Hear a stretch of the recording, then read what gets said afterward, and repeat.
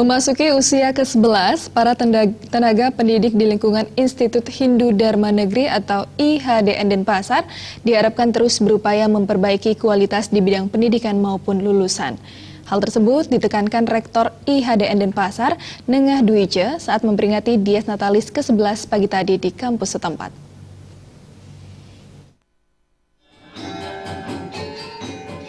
Sesuai dengan visi IHDN Denpasar, yakni terdepan dalam Dharma Widya dan Budaya, maka memasuki usia ke-11 ini, IHDN terus berupaya membenahi diri untuk menjadi lebih baik. Berbagai persoalan telah diupayakan, baik menyangkut perbaikan kualitas lulusan maupun tenaga pendidik. Hal ini tidak lepas dari proses penyiapan sumber daya manusia, baik tenaga pendidik maupun kependidikan yang sejalan dengan misi, yakni menghasilkan sarjana yang sujana. Rektor IHDN Denpasar Nengah Dwije mengatakan, 11 tahun bukanlah waktu yang singkat bagi sebuah lembaga bisa tumbuh dan berkembang untuk menjadikan IHDN Denpasar terdepan. Karenanya, ke depan yang menjadi program utama IHDN Denpasar adalah menjadi sebuah universitas. Ini institusi baru yang kapasitasnya institut dan ini memerlukan penanganan yang sangat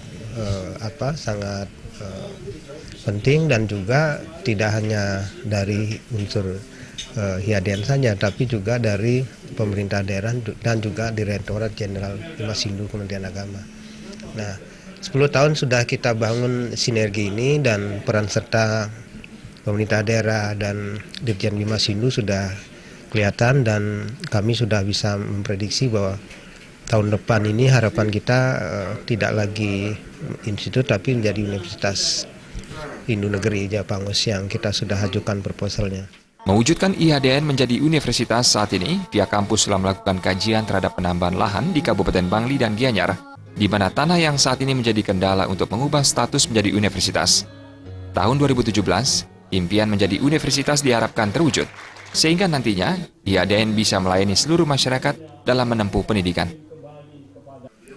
Dari kesiapan infrastruktur memang kami masih kurang karena persoalan luas tanah yang kita miliki masih kurang, tetapi dengan kampus di Bangli kita sudah upayakan sudah ada 6,8 hektar di situ sehingga syarat untuk universitas saya kira sudah dapat dipenuhi. Kemudian dari sumber daya kita sudah memiliki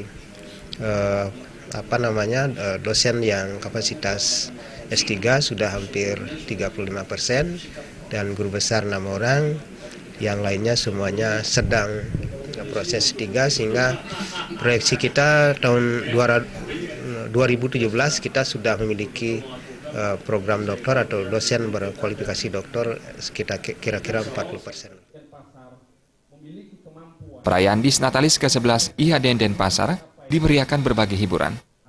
Sebelumnya, IHDN telah melaksanakan kegiatan sosial dan penyuluhan di berbagai tempat.